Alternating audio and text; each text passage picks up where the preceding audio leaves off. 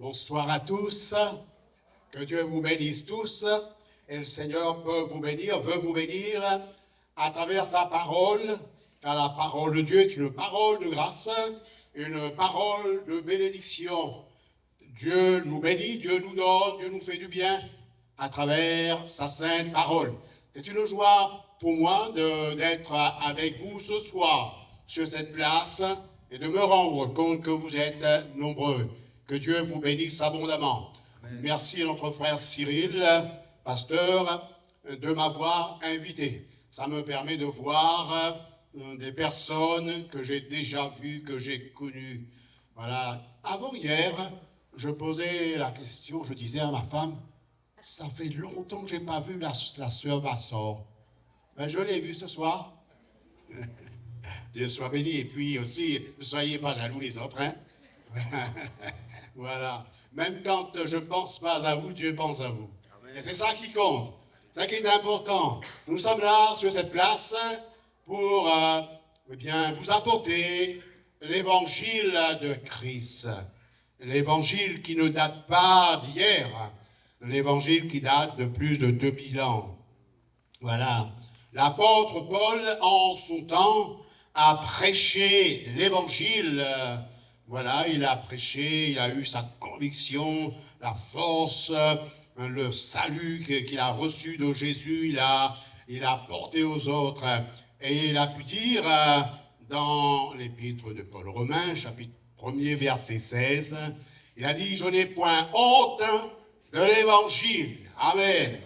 Et il aurait pu dire « Je n'ai plus honte de l'évangile. » Parce qu'il avait honte de l'évangile avant sa conversion. Beaucoup de personnes ont honte de l'évangile.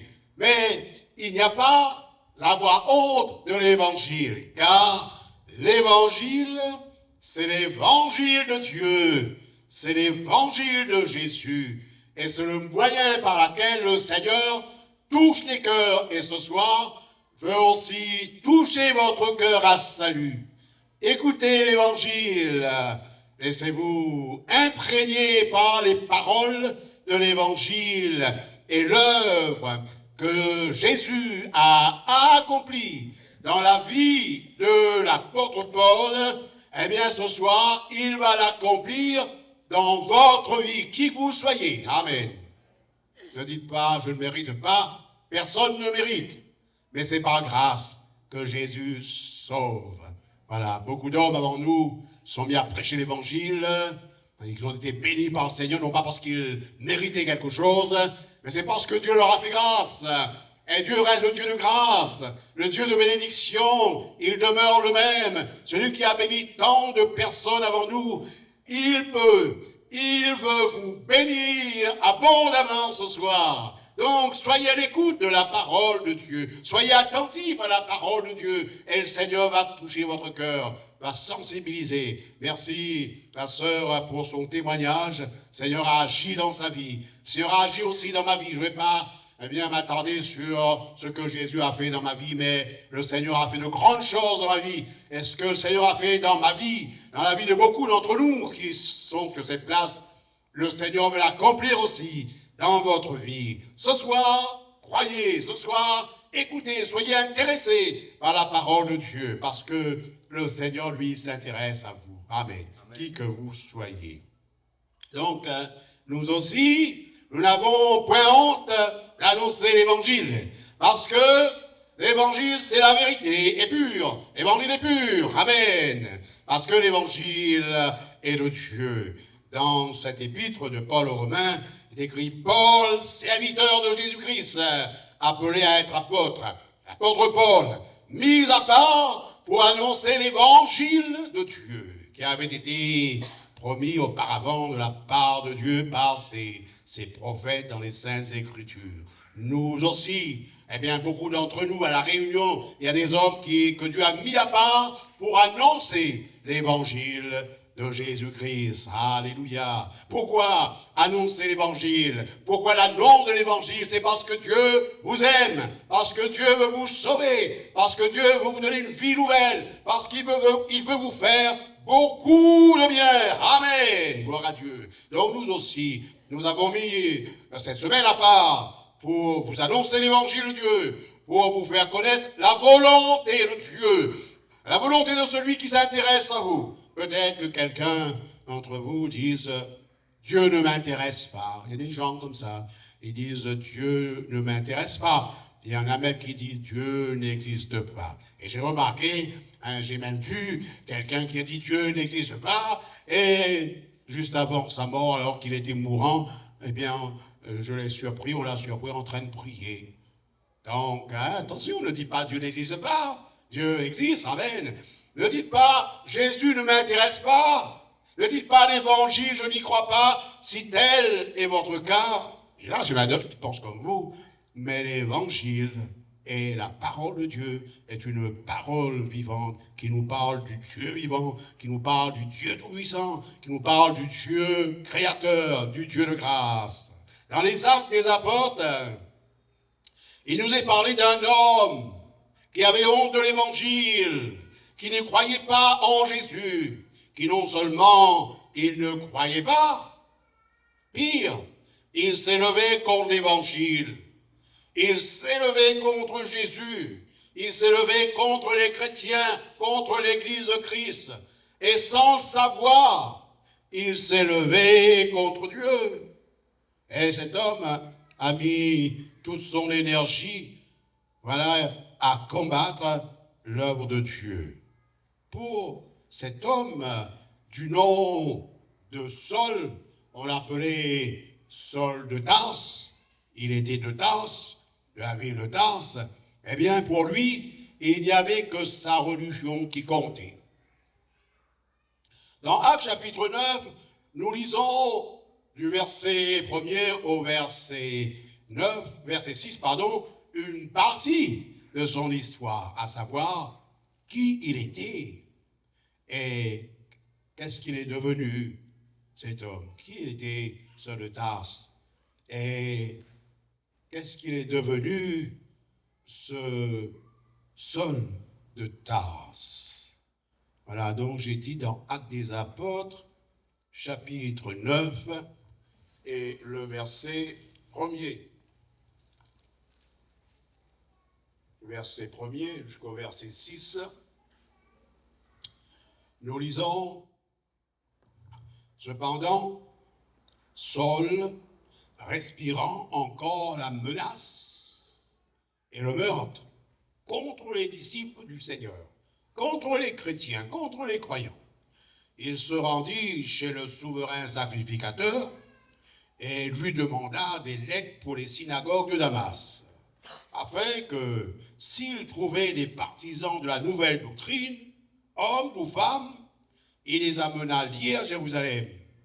Comme il était en chemin et qu'il approchait de Damas, tout à coup, une lumière venant du ciel. Une lumière venant du ciel. C'est Jésus, la lumière qui vient du ciel, qui est venue du ciel, resplendit autour de lui. Il tomba par terre et il entendit une voix qui lui disait « Saul, Saul, pourquoi me persécutes-tu » Il répondit « Qui es-tu, Seigneur » Et le Seigneur dit « Je suis Jésus que tu persécutes. Te serait dur de regimber contre les aiguillons tremblants. » Et saisi d'effroi, Saul dit « Seigneur, que veux-tu que je fasse ?» Amen. Gloire à Dieu. Voilà un homme qui combattait, qui mettait un combat contre l'évangile de Dieu et qui là, il pose la question à Jésus. Que veux-tu que je fasse? C'est intéressant. Avant sa rencontre avec Jésus, cet homme était ignorant. Il ignorait la grâce de Dieu, l'amour de Dieu, le don de Dieu, la puissance de Dieu. Il ignorait que Dieu l'aimait, s'intéressait à lui. Avant sa rencontre avec Jésus, eh bien, il était, comme on dit, à côté de la plaque. Il se croyait éclairé alors qu'il était dans les ténèbres de la religion. Hélas, hélas. Il était dans l'erreur de la perdition. Il était religieux, oui, mais aussi meurtrier. Est-ce possible? Eh bien, hélas, il y en a qui sont religieux jusqu'aux dents, et ils sont aussi, de même, hélas, meurtriers jusqu'aux dents. Nous avons lu, respirant encore, la menace et le meurtre contre les chrétiens. Sans savoir, ce Saul de Tarse s'était engagé sur un mauvais chemin, alors qu'il croyait que c'était un bon chemin. Il s'était engagé dans un chemin de perdition totale. Sur le chemin de Damas, il était là, sur ce chemin, dans le but d'arrêter les chrétiens, dans le but d'arrêter la propagation de l'évangile. Il s'est mis cela en tête: je vais arrêter la propagation de l'évangile. Mais peut-on arrêter la propagation de l'évangile, qui est la puissance de Dieu pour le salut de quiconque croit? Il s'est mis dans sa tête d'arrêter l'œuvre de Jésus. Voilà, l'œuvre de Dieu, d'arrêter ce qui était pour lui une honte. C'était ce qui était pour lui un déshonneur, ce qu'il croyait ténébreux. La volonté de Saul de Tarse, sa démarche était d'arrêter les chrétiens, de les lier comme des malfaiteurs. Pardon. Et de les amener à Jérusalem pour les livrer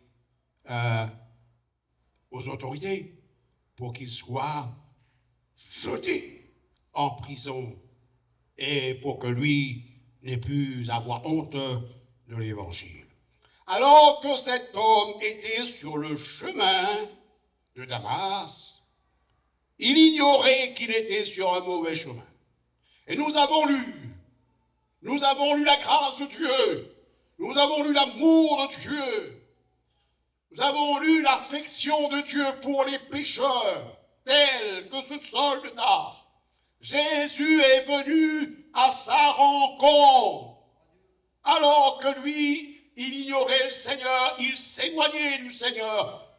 Jésus est venu à sa rencontre.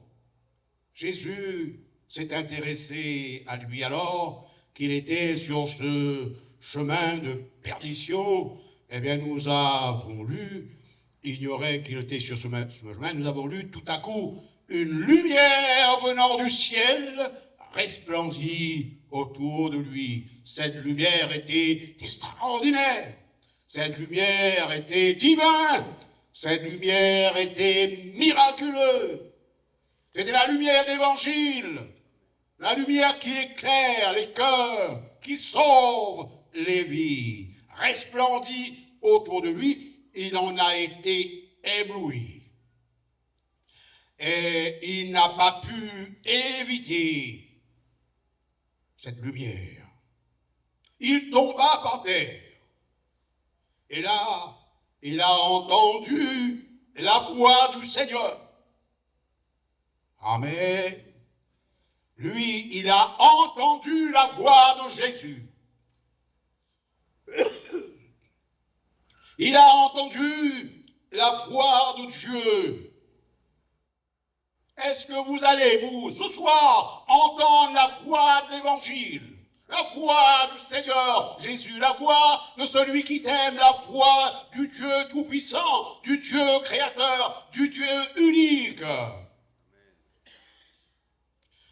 Il y a un cantique qui pose la question: qui de nous entendra la voix du Seigneur?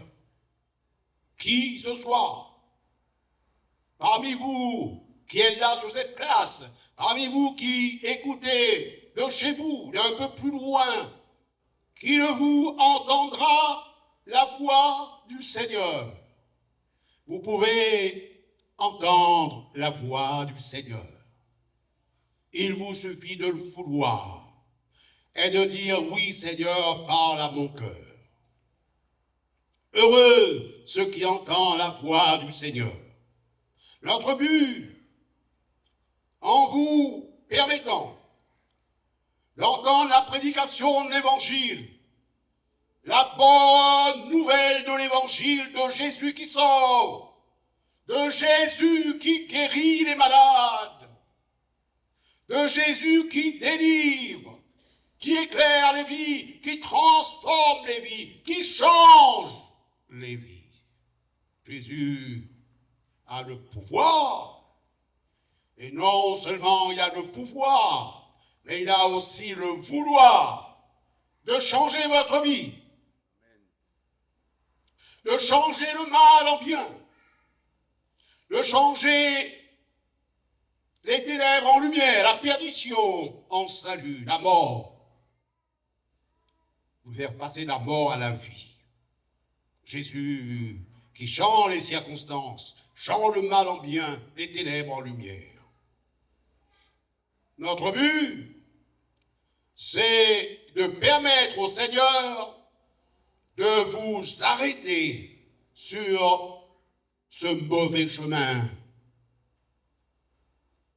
C'est de vous éclairer. Notre but, c'est de permettre au Seigneur de vous éclairer, de vous permettre de trouver le chemin.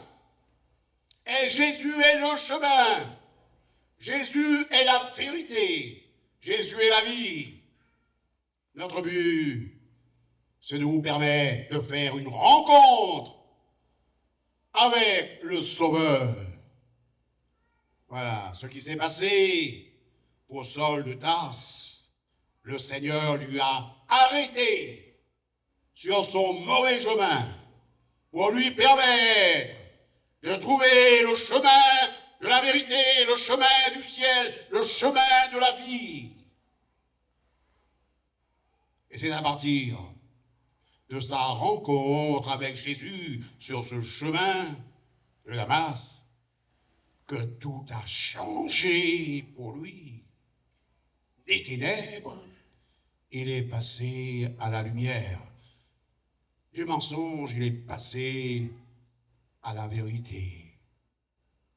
Ce fut un merveilleux jour pour lui. C'est à partir de là quand il a entendu la voix du Seigneur. Qui de nous entendra la voix du Seigneur? C'est bon de prêter l'oreille à la parole de Dieu et de permettre au Seigneur de parler à votre cœur. Et la parole de Dieu a le pouvoir de transformer votre cœur, de changer votre cœur, de changer votre caractère, de changer ce qui en vous, vous ne pouvez pas le changer vous-même et vous voulez le changer. Il y a des choses peut-être chez vous que vous voulez changer, vous voulez être débarrassé et vous ne pouvez pas par vous-même. Mais le Seigneur Jésus, ce soir, veut transformer votre cœur, votre vie, votre foyer, veut tout transformer chez vous et vous faire passer des ténèbres à son admirable lumière. C'est à partir de là, quand il a entendu la voix de Jésus qu'il aimait, malgré sa vie, malgré la violence qu'il y avait chez lui, Jésus qu'il aimait, malgré l'erreur dans laquelle il était, Jésus qu'il aimait malgré le mal, le péché dans lequel il vivait, Jésus qu'il aimait malgré tout, malgré qu'il était persécuteur de l'évangile. Dieu est amour, amen. Dieu est amour. Dieu a tant aimé le monde, quel qu'il soit, donc Dieu vous aime.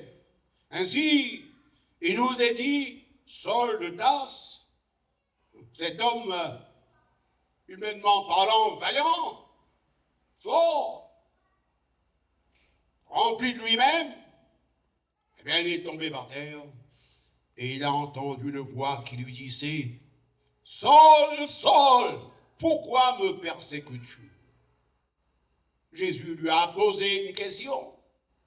Toi, tu n'es pas celui qui persécute l'évangile, tu n'es pas celui qui persécute le Seigneur, ok, d'accord, mais Jésus vous pose la question, jusqu'à quand vous allez continuer sur ce mauvais chemin? Et il vous demande de faire demi-tour, de se repentir, de se convertir à lui et de le suivre dans un chemin de lumière, chemin de la vie. Alors la parole de Jésus à Saul de Tarse, Saul, pourquoi tant de haine contre les chrétiens? Saul, pourquoi un tel rejet, une telle honte de l'évangile? Et la question de Saul, Saul lui aussi, il a posé une question. La question nous montre l'erreur dans laquelle il était. Et il a posé la question, mais qui es-tu? Qui es-tu? Qui es-tu, toi qui me parles d'en haut? Qui es-tu, toi qui me connais? Qui es-tu, toi qui m'interpelles par mon nom? Mais qui es-tu, Seigneur? Jésus, ce soir, bien que tu n'es pas Saul de Tarse, tu n'es pas comme cet homme, d'accord? Mais ce soir, le Seigneur t'interpelle par ton nom, il te connaît et il veut te sauver. Alors, le Seigneur lui a répondu, je suis Jésus que tu persécutes. Ainsi, le Seigneur a répondu à sa question. Et le Seigneur souvent a répondu à la question de ceux qui s'intéressaient à savoir qui il était. Le Seigneur a déjà répondu à plusieurs reprises à des questions que j'avais dans mon cœur.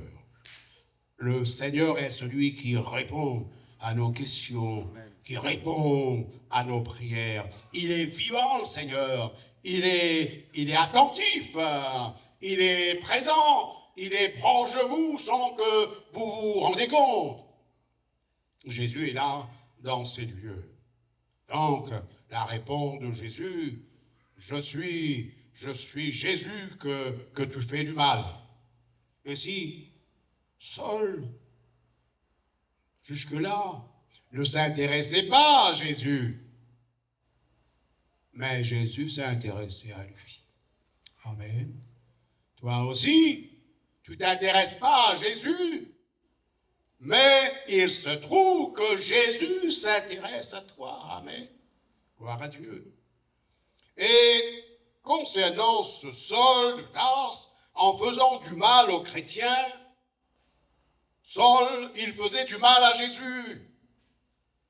Et en faisant du mal à Jésus, il faisait du mal à Dieu. Sur le chemin de Damas, Saul a pris conscience. Il a pris conscience qu'en faisant du mal aux chrétiens, il faisait du mal à Jésus. Et en faisant du mal à Jésus, il faisait du mal à Dieu. Il a pris conscience qu'il avait été jusque-là grandement dans l'erreur. Lui qui croyait être dans la vérité. Et c'est là qu'il a pris conscience qu'il n'y avait pas à avoir honte de l'évangile de Dieu. Alléluia. Il n'y a pas à avoir honte. Bien au contraire. Il y a à en être fier de l'évangile de Dieu, de l'évangile de Jésus-Christ, de la parole de Dieu pour l'humanité. Parce que l'évangile nous parle de l'amour de Dieu, de la grâce de Dieu, du pardon des péchés, de la possibilité d'une vie nouvelle en Christ. Amen. Donc il a pris conscience qu'il n'avait plus à avoir honte de l'évangile parce que l'évangile est véritable. C'est la vérité. L'évangile, c'est la lumière qui nous éclaire, qui vous éclaire à partir de l'intérieur de votre cœur, qui vous permet de comprendre ce que vous ne pouvez pas comprendre. Ah, je n'arrive pas à oublier ce témoignage d'un homme. Il avait sa religion, bon, je ne vous dis pas, je ne vais pas vous dire quelle religion, mais il avait sa religion qu'il pratiquait, et dans sa vie, tout allait mal. Et quand ce n'était pas sa femme qui était malade, c'était son garçon. Il avait un fils unique, hein, son garçon qui était malade. quand ce n'était pas son garçon qui était malade, c'est lui qui était malade. Et quand son garçon était en bonne santé, sa femme en bonne santé, et lui en bonne santé, c'est son camion qui était malade. Voilà. C'était un travailleur. Voilà, il y avait des champs de canne, c'était un travailleur. Vous savez, ces personnes d'autrefois, ces travailleurs, mais ça ne marchait pas. Rien ne marchait, tout allait de travers. Il avait la quarantaine, un petit peu plus. Et puis il est venu écouter l'évangile. L'évangile, en peu de jours, a tout changé. C'est la lumière qui a chassé les ténèbres. Et il a témoigné, il a dit ce que je n'avais pas pu comprendre. Pendant des années, je l'ai compris en quelques jours. Amen. Parce que le Seigneur lui a éclairé à partir de son âme, de son cœur, de l'intérieur, de sa vie intérieure. Gloire à Dieu. L'Évangile est la puissance de Dieu pour le salut de quiconque croit. Nous avons lu concernant Saul de Tarse, tremblant, saisi d'effroi, il dit, Seigneur, bonne question, que veux-tu que je fasse? Pouvez-vous ce soir poser aussi cette question, Seigneur Jésus, à partir de ce soir, que veux-tu que je fasse? Et si sincèrement vous posez la question à Jésus, il vous répondra, il vous éclairera, il vous montrera le chemin à suivre, et il vous bénira, il vous assistera dans un chemin nouveau. Amen, gloire à Dieu, chemin de Dieu, le chemin de la lumière. Conscient que jusque-là, il ne faisait pas la volonté de Dieu, conscient que jusque-là, il était dans l'erreur totale, dans la perdition, Saul de Tarse a eu la volonté de se rattraper. Amen. Il y en a qui disent c'est trop tard. Il n'est jamais trop tard pour se rattraper. Non, il n'est jamais trop tard. Il a pris conscience, eh bien, de la nécessité de se repentir, de changer de vie et de servir Dieu. Amen. Il en a pris conscience. Il a dû prendre conscience aussi que le Seigneur était là pour lui assister dans ce nouveau chemin. Vous avez, chers amis, la possibilité de vous rattraper en vous approchant de Jésus. Jésus, le Fils de Dieu. Saul de Tarse s'est converti à l'évangile de Jésus. Il s'est approché de Jésus. Et de l'ignorance, des ténèbres, il est passé à la lumière. De la perdition, il est passé à la vie, au salut. Il est devenu un instrument entre les mains de Dieu. Lui qui avait honte de l'évangile, il s'est levé et il s'est appliqué à prêcher l'évangile de Christ. Il s'est rattrapé en prêchant, propageant l'évangile de Dieu, à la propager comme personne d'autre. Et il a été transformé. Le Seigneur, voyez-vous, peut transformer un homme comme Saul de Tarse. Donc si le Seigneur peut transformer la vie d'un homme comme c'est le Saul de Tarse, il peut aussi transformer votre vie. Son nom a été changé.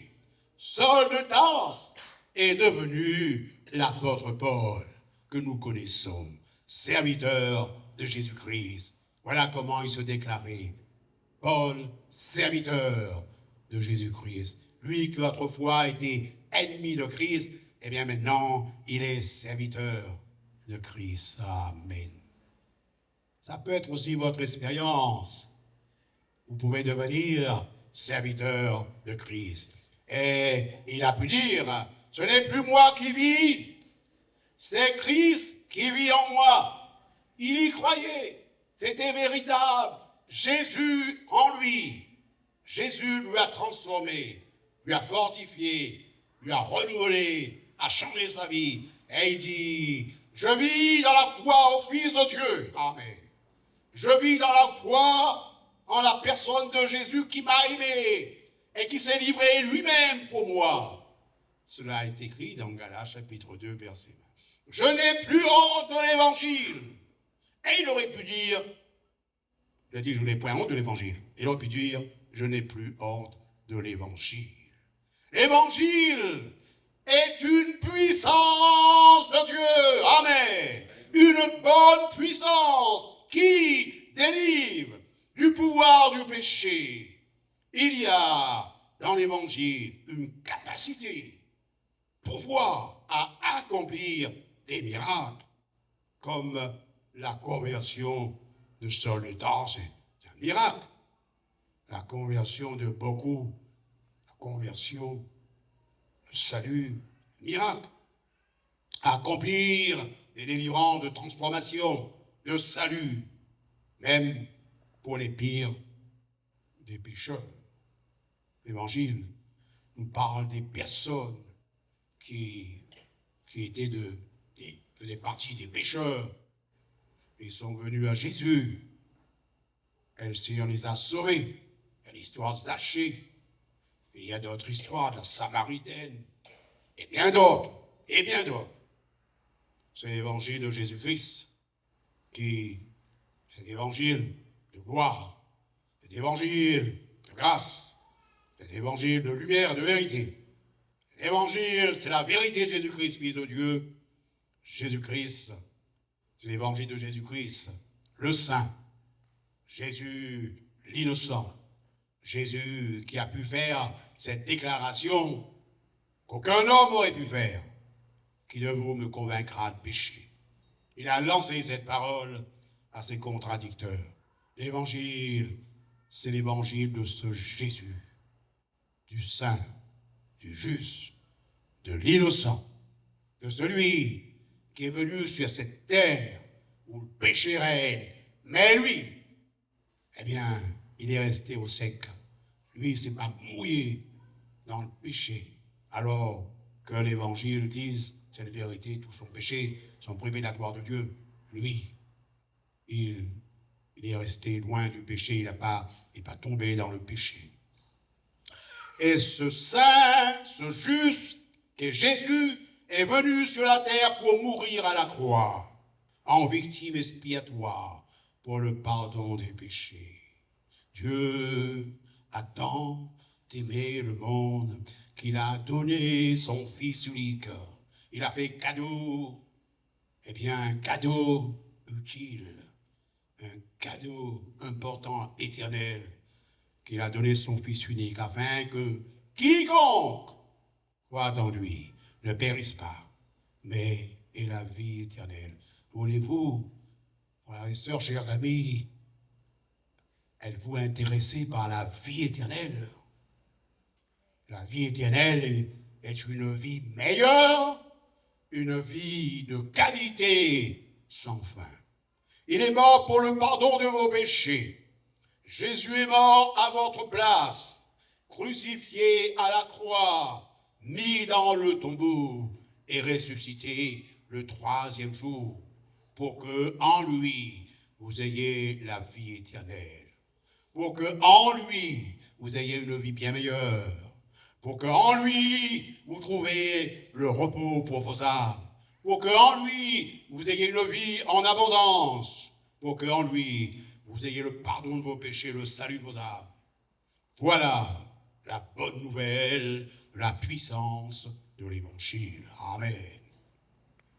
Votre salut, vous ne pouvez l'avoir par aucun autre moyen, par aucun autre nom. Le salut de vos âmes est important. Comment l'avoir? Il n'y a pas un moyen humain pour que votre âme soit sauvée. Dans Actes chapitre 4, verset 12, il est écrit, il y a de salut en aucun autre nom qui s'est donné parmi les hommes par lesquels nous devions être sauvés. Nous sommes sauvés.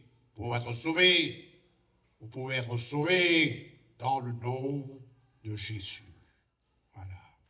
Sur la terre, il y a des grands hommes, des hommes capables, des hommes forts, des hommes intelligents, même extraordinaires, des hommes qui savent parler, mais aucun de ces hommes n'a le pouvoir de sauver vos âmes.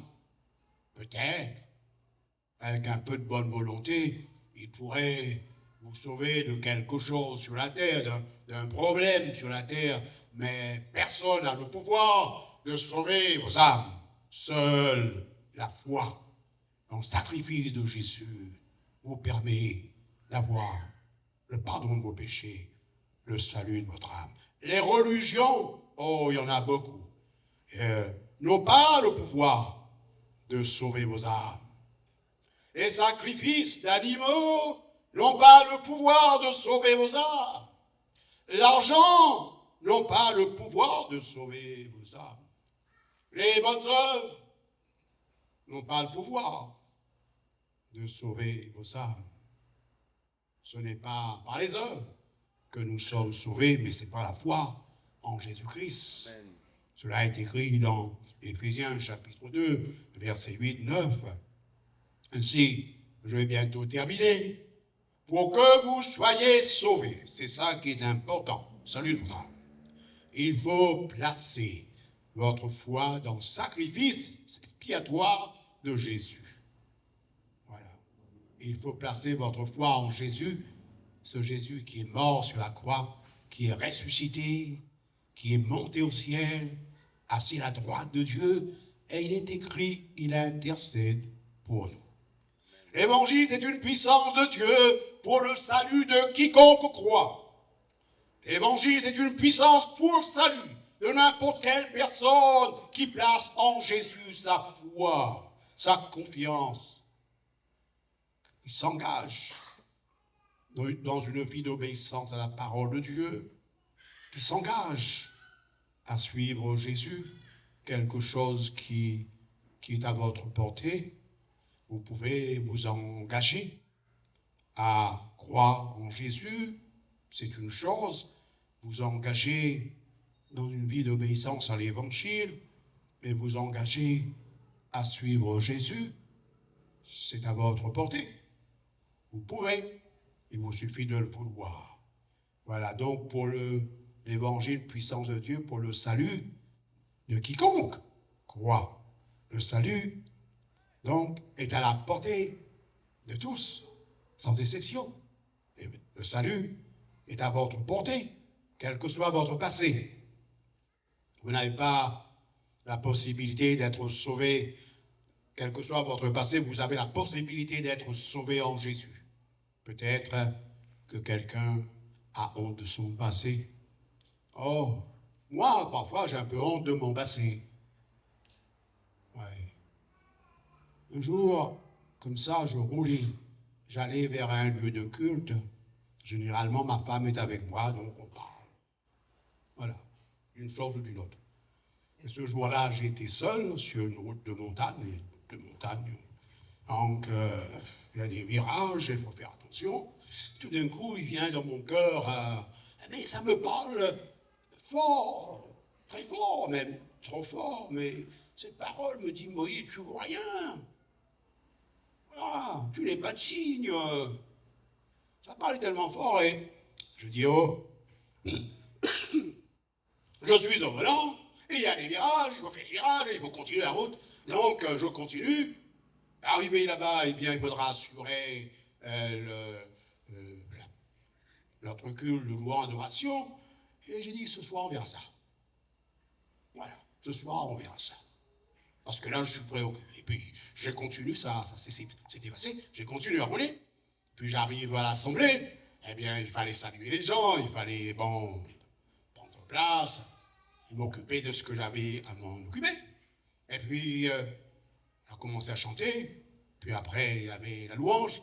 Et puis, tout d'un coup, simplement, il y a une personne dans l'église, une sœur en Christ, qui dit, ne dites plus jamais que vous ne valez rien, vous avez de la valeur aux yeux de Dieu. Alléluia. Amen.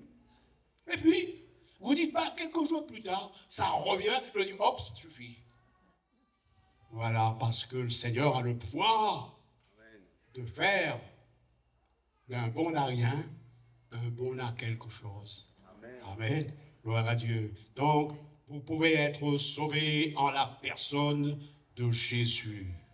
Peut-être que quelqu'un a honte de son passé, mais même si tel est votre cas, même si votre passé vous revient à la figure, dites-vous bien, le Seigneur peut tout changer, tout transformer, vous pardonner, vous laver de vos péchés et faire de vous un homme nouveau, faire de vous un croyant, faire de vous un enfant de Dieu. Il suffit de vous tourner sincèrement vers Jésus pour faire sa volonté. Comme Saul de Tarse, dis à Seigneur, que veux-tu que je fasse? Et la réponse de Jésus te dira, suis-moi. Jésus t'appelle à le suivre. Amen. Vous avez donc un choix à faire ce soir. Vous pouvez choisir ce soir. Ne dites pas, je n'ai pas le choix. C'est malheureux quand quelqu'un dit, je n'ai pas le choix. Mais ce soir, vous avez le choix. C'est un privilège d'avoir la possibilité de choisir. Vous pouvez choisir. Alors, remerciez le Seigneur de ce que ce soir, vous avez la possibilité de choisir et choisissez Jésus comme votre sauveur. Dites à Dieu, merci Seigneur, de ce que j'ai le pouvoir de choisir. J'ai la liberté de choisir. Alors, je choisis Jésus comme mon sauveur. Amen. Voilà. Et si vous avez besoin d'être aidé, eh bien vous avez le pasteur de cette région, vous pouvez le voir, venir le voir, voilà, et je suis sûr qu'il se fera un plaisir de vous aider, voilà, dans cette marche, dans ce nouveau chemin, cette marche selon l'Évangile. Amen. Et nous allons donc prier le Seigneur, demander sa grâce, sa bénédiction. Prions ensemble. Dis-lui, Seigneur,